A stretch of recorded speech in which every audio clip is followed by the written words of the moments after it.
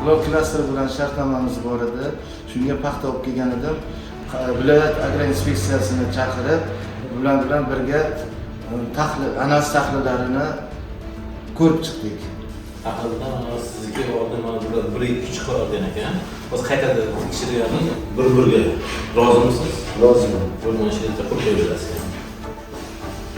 Arbitraj guruhining xulosasiga muvofiq murojaatim ijobiy hal bo'ldi.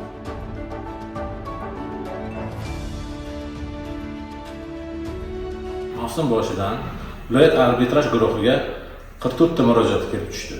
Shundan 37 tasi fermer xo'jaliklar foydasiga hal qilindi, 7 tasi esa klaster korxonalar foydasiga hal qilindi.